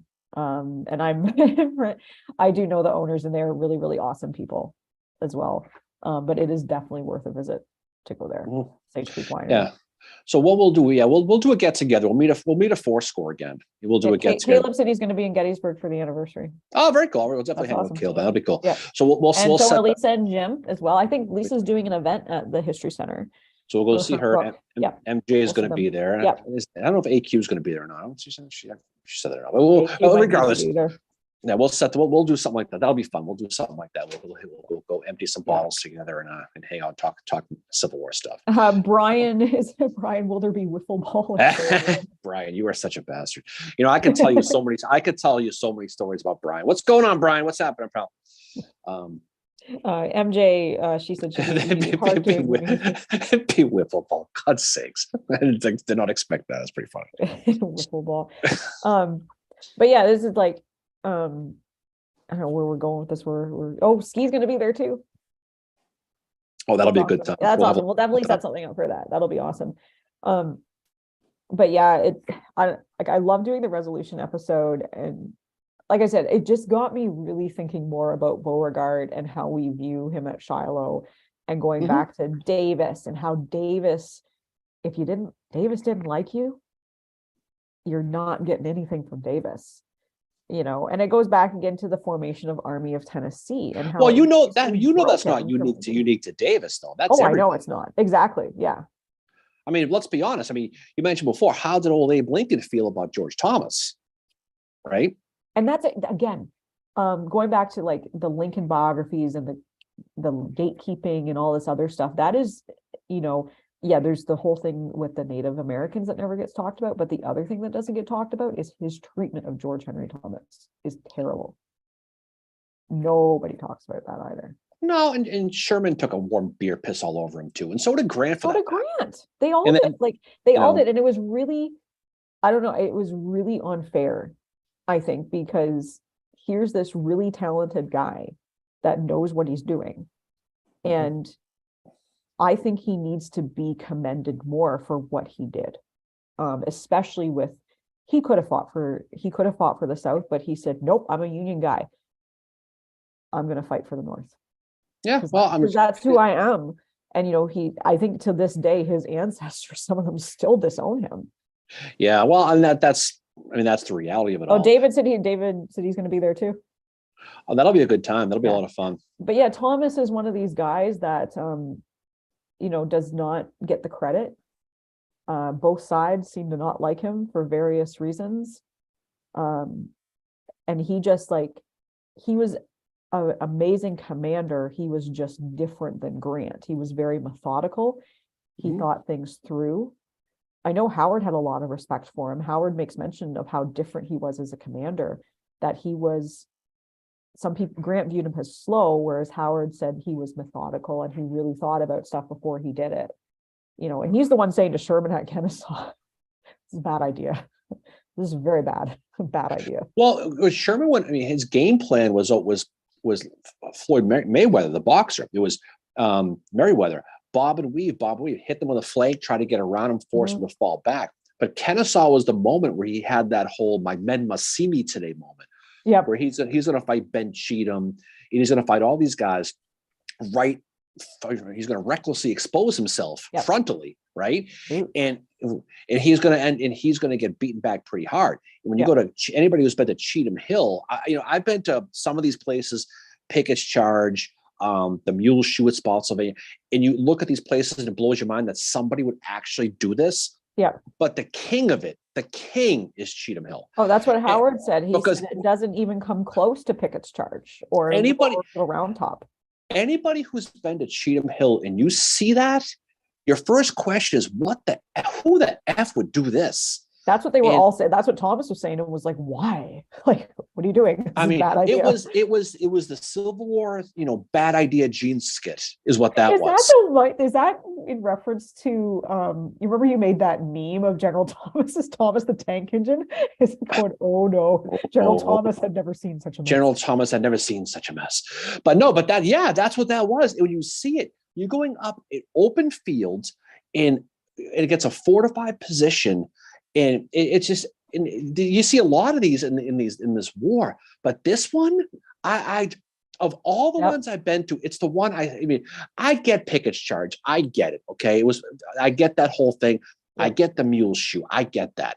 I get what Jackson did at Chancellorsville. I get a lot of these things. I don't get that one because of all the battlefields you go to. That one is a 0.0% chance of success. I mean, that is not only that, but you are going up against the best the Confederates had, and that was Pat Claiborne. So that's right there. Like that's bad. Like, you not only you have a shitty position and your one commander's telling you this is bad, but then you've got Claiborne on the other side. And those guys, like, I think even Claiborne said it was bad. They were like, why? why are you doing this? I don't get it. I mean, Kennesaw Mountain, is bad enough as it is. Cheatham Hill is Howard said a lot of those battles on that campaign, the Atlanta campaign, were more brutal than anything he'd ever seen in the Eastern Theater. And his men said the same thing. These guys that came, so like David Ireland probably thought the same thing. They said when they went to the Western Theater, it was just so brutal. It just was. It was eating a burrito before getting in traffic. Complete disaster. That's what that battle was. Okay, it was. But that's what it was, though. But there was another one too that Howard said he got totally trounced by Claiborne, and he was laying in a field with all these dying soldiers. That's when he got he thought he got shot in the foot and he thought he was going to lose his leg. And he said afterwards about it, he was like, he joked around and said, he's like, well, I thought I'd given my arm was enough, but apparently not. But he said he was laying there for like quite a few hours and all he could hear around him was the dying soldiers.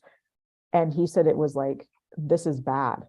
But that's one thing I find interesting is to study these guys that fought in, Eastern Theater and then Western. And a lot of them say this was far more brutal. I mean, Eastern Theater is still brutal, obviously, but they said what they saw there was just like Howard said nothing compared to Cheatham Hill. You couldn't. No, Howard specifically says Little Round Top. He said this is not Little Round Top. This is, brutal fighting. And I think, Eastern Theater has very different terrain than Western Theater. And you'll see that at Chickamauga. And I think that factors into the brutality of the fighting as well. But again, Western Theater is like, they're also like, I think the Eastern Theater is so much closer to the politics, right? So they're a little bit more, I don't know, they play by the rules, where in Western Theater, that's just kind of Island of Misfit Toys, it goes out the door. But the brutality of that fighting. Oh, it is. Nothing to take away from the battles at places like not taking away from Eastern Theater. It's just so interesting to read the accounts of men that were in both theaters and how. But there's anybody who's been to Little Round Top at Gettysburg and has been to Cheatham Hill at Kennesaw. Yeah, I mean, one is not like the other. No, you've got trees and you've got rocks at Little Round Top. You've got nothing but 8-inch grass and sunshine behind you. That's all you have. and you're going up a hill against a very, very strategic thing. Claiborne's guys were literally pointing their weapons down and shooting. And you got a guy like McCook. Yeah. The Fighting McCooks, not the one we talked about before, with the one they called Gut, the one they called Chucklehead, a different one, right? Where he's standing up there. I mean, to the point where they're trying to dig a tunnel underneath where there was to try to blow it up again because they couldn't get through it. But I don't get that. But going back to this episode we just did, is think about Little Round Top. We mentioned briefly with the Ellis Spear, Joshua Chamberlain thing. Yeah. It's fascinating when you really get into that. When there's that perception that these guys just hated each other all the way through life, and it doesn't play out that way. They were the two guys who were close friends till the very end, but just disagreed on Little Round Top. And when they talked about it, they'd argue, but they do it. But it's kind of like Grant and Sherman, or like Beauregard and Sherman disagreeing on something. Like they're both there, but they have two different stories on what happened. Ryan said, "Jesus, if Howard calls you methodical, how slow was Thomas?" Yeah, well, and he did. Like Ryan does mention, like the Overland campaign is brutal. No, Overland. What was good and brutal about the Overland campaign? It was the time when Lee would hit.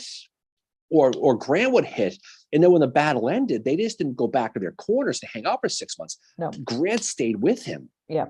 So when you look at all these battles, and we're talking about the big boys, Cold Harbor, James River, and then you got Yellow Tavern going on during this time, and then you got the siege of Petersburg that leads.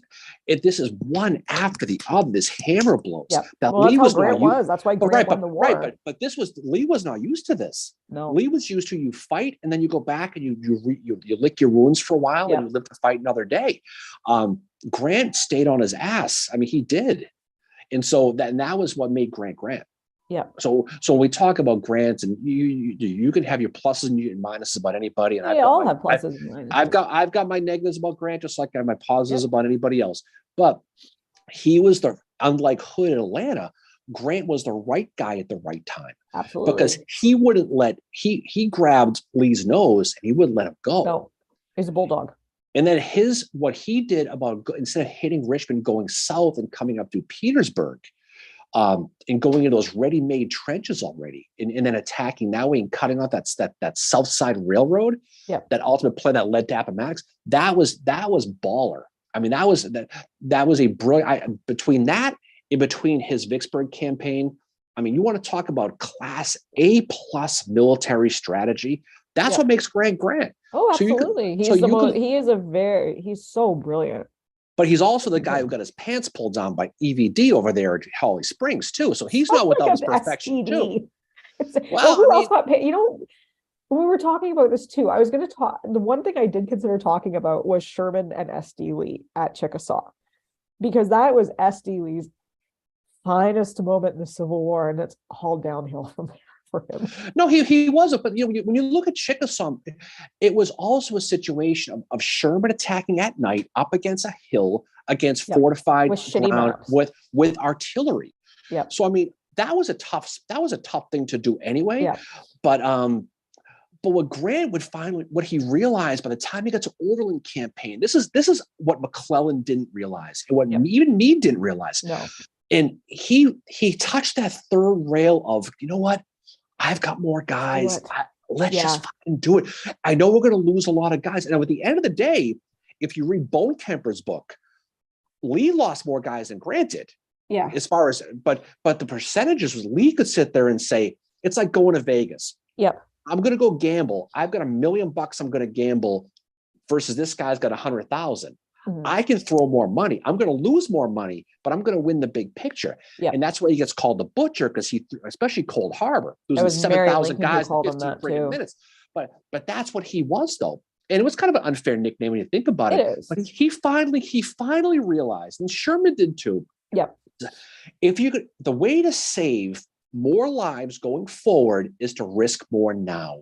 Yep. And nobody at that point was willing to do it. McClellan, and we've talked positively about old Mac here from time to time, but he always felt that he could win it with one hand behind his back, and he would let the South up slowly. Where Grant said, if we want this thing to actually end, we have to go all in. And at the end of the day, it's going to save more lives in the big picture. But he was willing to risk it in the short term. And that was a thing that was tough to do. But that's the truth, you know? Mm-hmm. Oh, yeah.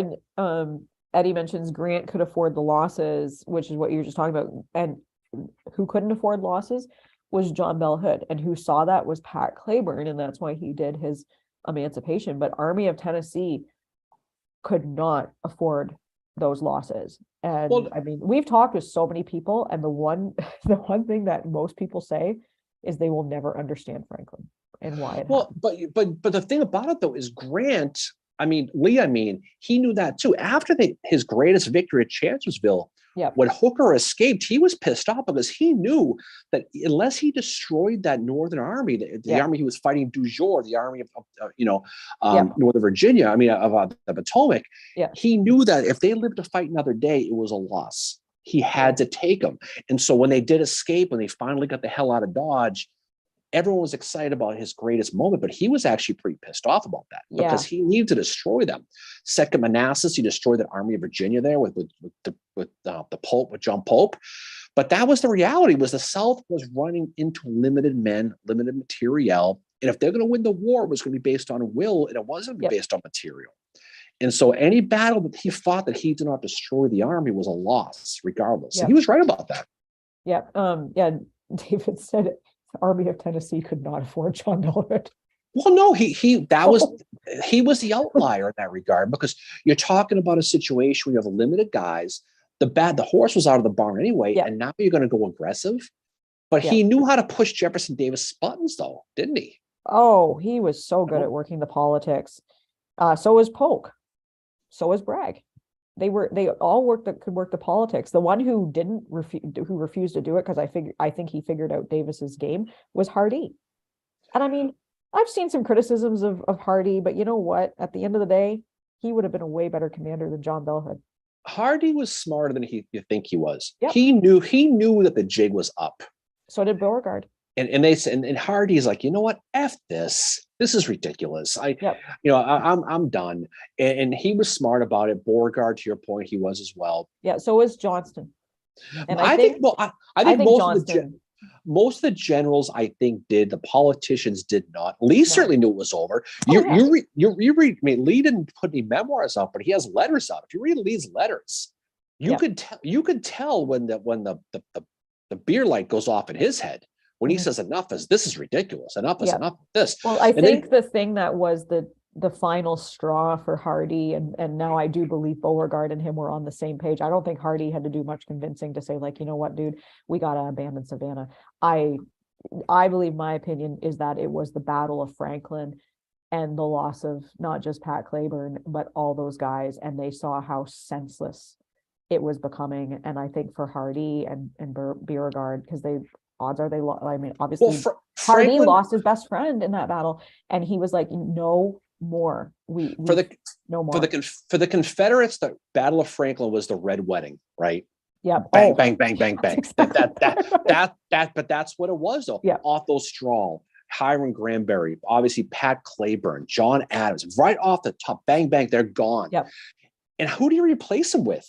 You don't even have friggin' shoes. Now you're going to find more generals. And that's what I think Hardee and Beauregard realized was and I think Hardee had a moment of, holy shit, Claiborne was right. We are losing men faster than we can get them. And I think, it's the three of them that I really believe knew the jig was up, and Hardee, Beauregard, and not Albert Sidney Johnston, Joseph E. Johnston. Yeah, he knew the jig was up a while. And I think that's why he did what he did in the Atlanta campaign. Why he fought how he did was he was like, God, this is just.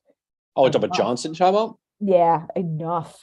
Well, he knew it, but you know what though? Once he got into North Carolina, he's lucky Sherman knew it, right? Yeah. Because Joseph Johnston for that part, he knew they were screwed.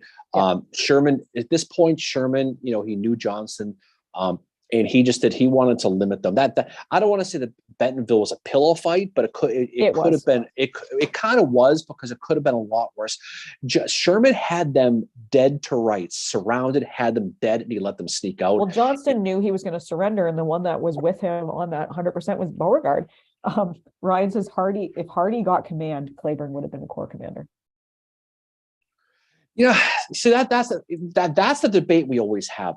I still not think, commander of the army, but I think he would have at least got corps. He was deserving. I still wonder if that Irish glass ceiling was going to get to him at that point. I don't think there, because he would have had enough people. But he wouldn't need the politicians in Richmond to approve that, though. That's the thing. I think they would have. I think if they were smart, he would have. Yeah. I think if you look at guys, I see Ryan, I think of guys like Kearney. If he survived, how that would have changed the Union. Oh my God, Kearney would have eventually been in charge. But if Hardee was put in the army, how that would have changed the Confederates too. But when all that shit was going down in Atlanta, when there was that big restructure, this guy was in, this guy was out. I still want, and this is great. It's a great bar conversation. It is. Would they have promoted a guy like Cleburne to anything above division, considering the Irish thing?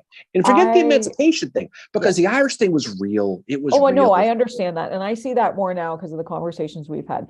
But this is like, I know some historians don't like the what if game, but I mean, you and I do, and I think this is a good what if.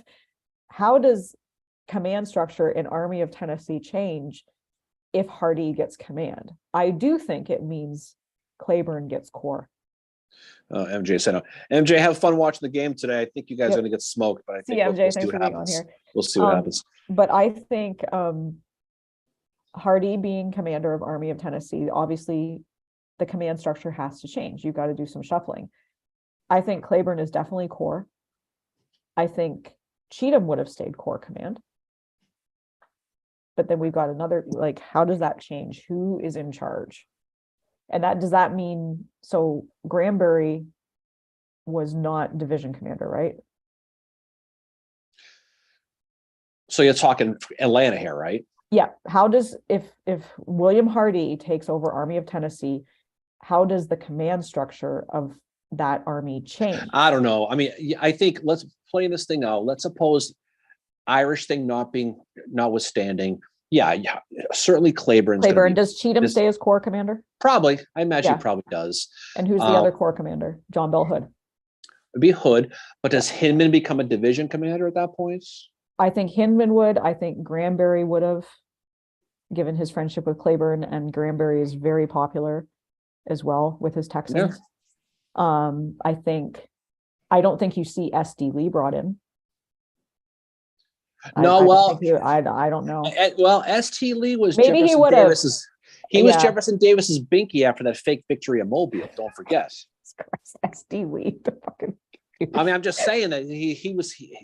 The problem with this is it's an apples to oranges thing, because if you're assuming Hardee has carte blanche to make all these decisions, which he doesn't. That's the problem. No, but I'm just like, we're just spitballing here with this too. But I get it. It's an interesting what if. Like, I mean, obviously Hood is going to stay as a corps commander, right? No, I totally. It's a fun exercise. I totally get it. It's tough to imagine how that would have played itself out. And then how does Hardee? Because we're assuming, because my own personal opinion is John Bell Hood was told to chase Schofield to take Nashville from Davis directly, saying, I'm going to put you in charge, but here's what I want you to do. Kind of like Rosecrans before Stones River from Lincoln. Yeah. So does Hardee go chase him down too, which I imagine he would have had to have. But I don't think you see the destruction of Army of Tennessee with what we witnessed with John Bell Hood, because he wouldn't have been. Hardee is going to be able to be like, I don't think we need to be doing this, But then again, well, what about Breckinridge though? Yeah, where does he factor into this? I mean, he probably gets corps, right? Actually, Breckinridge would get corps. Yeah. You'd have to put John C. Breckinridge would be core in that. Yeah. How does Spring Hill change? Is Hardee a little more planned as far as trying to stop Schofield getting between Nashville? How does Hardee handle attacking Nashville in the snow, assuming Schofield gets by him? Hardy was a better tactician. Obviously, he wrote the damn friggin' book on it. Yeah, he would have been a more logistician. Again, that would have been the better call. But again, I think you just have to go to his book and read. I think you would have to. The way to tell how Hardy would have been is to look at how he felt about Franklin, how he felt about those battles. Now he's not at Franklin, but how he might have felt about it. I think given his actions after, when Sherman's getting close and he's just like, let's just get the F out of here. I think that says a lot about how he was. Joseph E. Johnston was the same way, and so was Beauregard. And I think they knew that it was up. But I think that's a really interesting what if Hardy does take the command, because he was offered and he was like, nope. No way. That would have taken a big jump for him to do that, because he had enough. He knew, and I don't think he felt like being tarnished and having his legacy tarnished. But it's a fun what if though, because there's no wrong answer to these what ifs. Because my favorite one though was, what if Kearney doesn't die? But I think we had him. That changes the whole command structure of the AOP. It would have changed, like, because can you imagine Phil Kearney? He's in charge of the Second Corps at Gettysburg, right? Assuming Darius Couch still steps down. It's a domino thing though, because a lot of things would have to happen, right? Well, I think we determined that Hancock might not have got Corps command. Hancock would not have got over Kearney. Kearney was going to get over Hancock. Yeah. So how does that play out? So you're at Chancellorsville. Darius Couch says, I'm going to get GTFO the hell out of here. I'm not working with Hooker anymore. Yeah. So does Kearney get the Second Corps then, or does he get it earlier? Because don't forget too, you have George Sykes taking over the Fifth Corps. Yep. Right. So there's a lot of openings. And does Hancock get the second? Does Kearney get the fifth? Does Kearney get the 11th instead of Howard? Sickles get his command? Well, Sickles was going to get his command. And that's why Howard was like, hello, political general. So does he replace Howard with the 11th after Chancellorsville with I mean, that's the thing, is you can go, Kearney living would have given a lot of different options for the North, and it would have been a lot of good options actually for that, that regard. I think Kearney is one of the biggest losses in the North. I think when you're looking at the overall, I think Burbsy McPherson, Phil Kearney. I mean, those are probably the biggest losses. I mean, Albert Sidney Johnston was the biggest loss of the South, in my opinion. I think Tolliver? Zollicoffer. Huge loss. And with all apologies to the Stonewall people, I get you, but I think Albert Sidney Johnston was a bigger loss. I think he was. Yeah, it changed everything there. And I think the even bigger loss at the end of the war was Pat Claiborne. Just what he could have done with Reconstruction. I think would have been. But Kearney, you think about what happened when Jackson died, when they switched from the 2 Corps to 3. You got Ewell now, and you got AP Hill along with James Longstreet. You would have seen a similar situation in the North with Kearney. He definitely would have got Corps command. It's just a question of the timing, right? So he survived Chantilly. He lives to fight another day.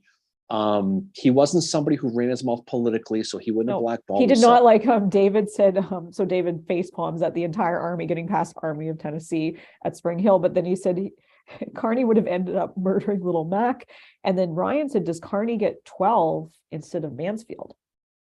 I mean, that's there's a lot. You can make a case for every single one of them. I think Kearney would have been promoted after Mac, so I don't think the murdering the Mac thing. He might have killed him anyway for the sake of killing him. But I don't think that would have. Like McClellan. No, but I think he would have come later.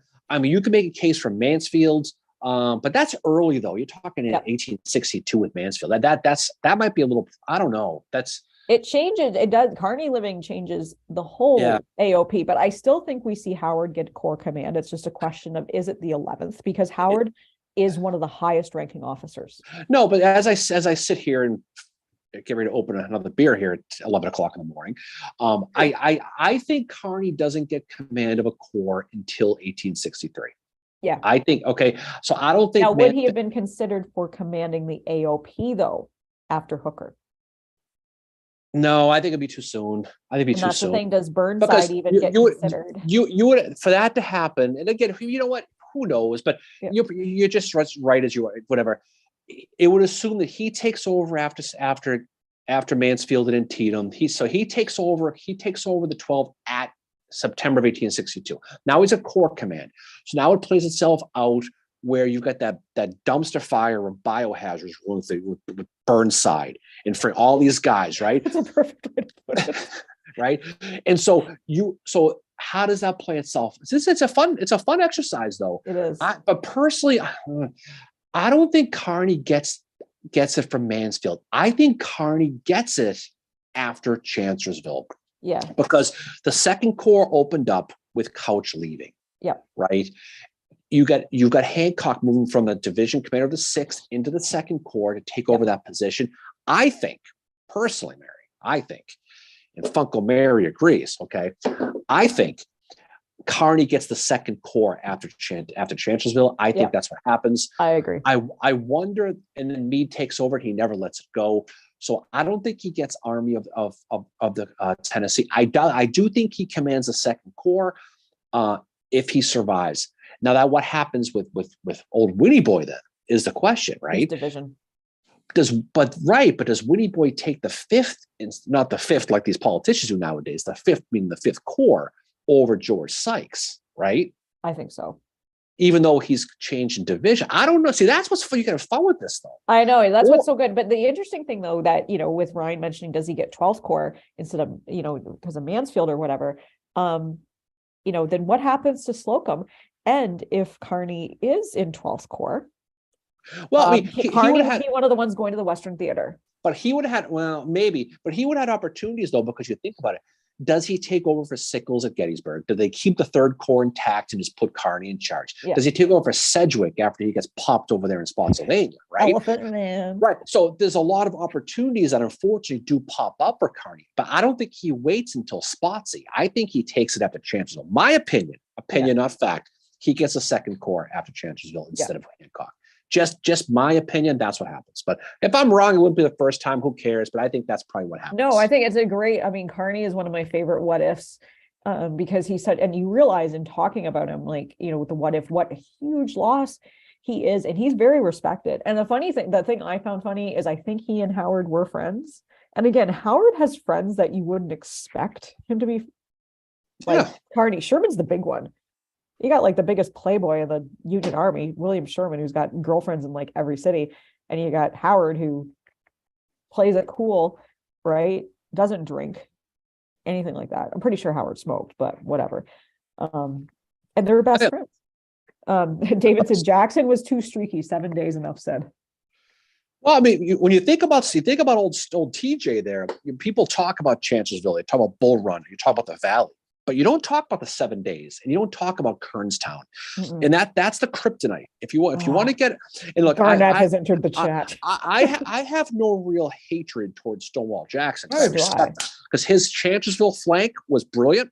The way he pulled that off, what he did in the Valley he was going against the great Nathaniel Banks from Waltham, Mass, Mary, unfortunately. But I think.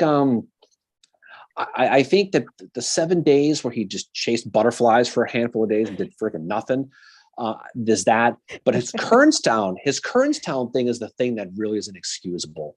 And the thing about that is because of that, he backs his way into success because now it forces McDowell now to have to leave the peninsula to go chase him down, which kind of unfurls McClellan at the peninsula. Mm-hmm. So even though he falls on his Johnson in Kernstown, he ends up kind of unraveling McClellan's plan just by being there. Oh, people don't look at it. I mean, Nathan Kimball's the only guy to beat Lee and Jackson in the Civil War. And then he goes out to the Western Theater, which is really interesting. Ryan said Kearny's command style needs to change or he dies in each battle after we save him.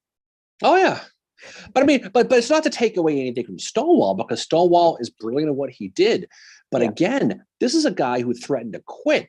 It had the governor of Virginia have to talk him into it. I mean, he's a good commander, but I do think my opinion is he's overrated and he's a diva. And Richard Garnett has a thing to prove at Gettysburg and it ends up getting him killed. Well, who Stonewall is old Claire from Breakfast Club, who's going to be told he's great all the time, or he's going to want to leave and start crying. That's perfect, right? But that's who he is, though. He's gonna be reassured all the time, because if he doesn't, he gets butthurt. And he, don't forget, he quit. He quit that army, and he had to be talked into it. And I'm taking my ball and going home. Yeah. Right. So I don't know. Doesn't distract what he did in battle. No. But he was high maintenance. He was. Oh, he is Claire. That is such a good comparison. You know, He's that's who totally he is. Claire. Yeah. That's perfect. Yeah, Ski says agree about 7 days. Ski thinks he was exhausted, mentally drained, and perhaps sick. That's another thing that, again, these guys are human, and there's certain things factoring into how they perform at battles. So Missionary Ridge is not William T. Sherman's best day. Baldy Smith gave him a bad map, ends up on Billy Goat Hill. But the other thing that's factoring into how Sherman is at that time is the fact he has lost his son, Willie. And it was, you read his letters, they're absolutely heartbreaking. Just what that loss did to him. And I think they're people, exactly. And that is factoring into how he is at Missionary Ridge. Well, I mean, obviously Hardy losing his kid has probably affected his future plans. I think Hardy, I think these guys, the loss of Claiborne affected Hardy and factored into his decision to abandon Savannah, and the loss of his son in that battle at Bentonville. Like, imagine your kid's been in the army and he's like, Dad, can I go in? And Hardy's like, fine, you can go in, and he gets killed.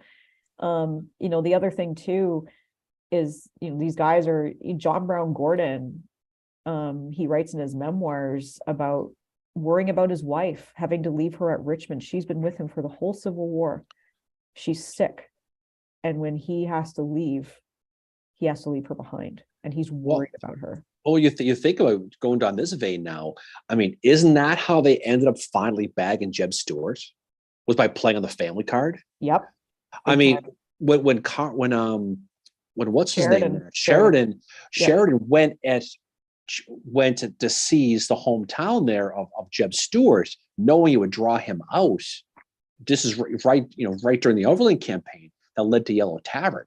Yep. I mean, they knew how to play these buttons, and war is a shitty game, and it's a bad game, and he knew going to that town there, he was going to bring out Stuart, and led to him being chased down a Yellow Tavern, which led to his death. So they knew how to play these cards too, and just none of these guys are angels. I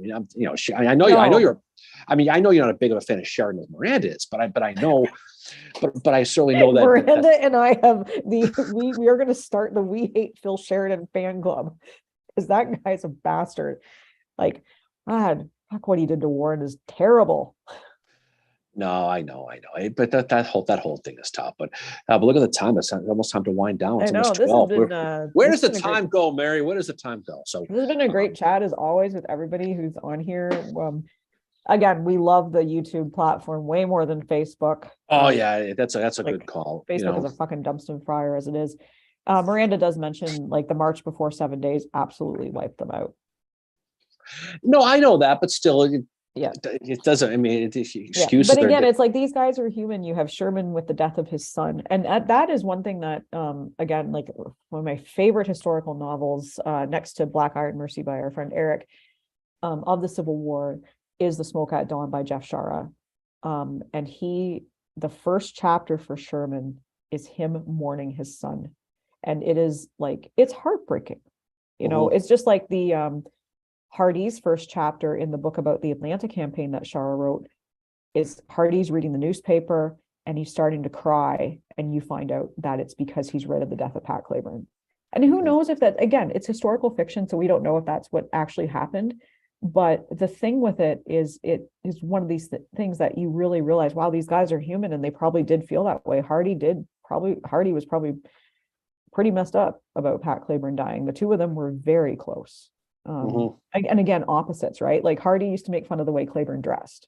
Yeah. Because Hardy was like, I can't take you anywhere.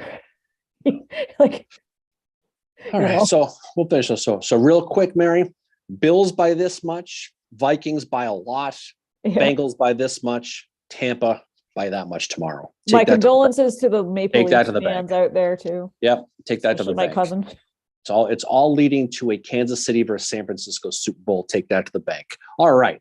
So we are done, Mary. So off we go. So I hope you stay dry today. It's going to be a really crappy, miserable day in the East Coast, at least in the Northeast here anyway. It's a storm. Yeah. The wind is just relentless here. Jump onto a weather app, a radar, and look at the size of the storm off the East Coast. It goes it's crazy. It goes all the way to Ireland. The South Pole, the North Pole, it seems. It looks like it's unbelievable how big the storm is, but we're going to have to muscle through that. We're probably going to drink beer and watch football today, Mary. It sounds like, how's that for sounds like a good day to me. That sounds like a good day. All right, guys. Anyway, have a great rest of the week, and thanks for listening to this. So we're doing an episode on Rosecrans next week, Mary. We are. Yeah, Rosecrans will be our next episode, and our episode 100 is going to be, we are going to have Alex Rose as our guest for that, and we are going to be talking about the Confederate Navy with, using his book for that as well. So, and our next book club meeting is February the 22nd, 6 p.m. Eastern via Zoom. And again, with Alex Rose, we will be talking about his book, The Lion and the Fox. If you'd like to join us for that, civilwarbreakfastclub@gmail.com, and we will send you an invite for that. And our next roundtable is coming up as well. It will be Wednesday, January the 25th, 7:00 Eastern via Zoom. Fun stuff. All right, Mary, we'll talk to you soon. Hopefully all your friends in Canada are surviving the game last night. Okay. Specifically, my cousin right now. Anyway. All right, guys, enjoy the rest of the day. We'll talk to you soon. Have a great day. Enjoy the holiday tomorrow if you are fortunate enough to have the holiday off. Otherwise, appreciate the day that it is tomorrow because it is an important day. But off we go, and we will talk to you all on the other side. Mary, we'll talk to you here soon.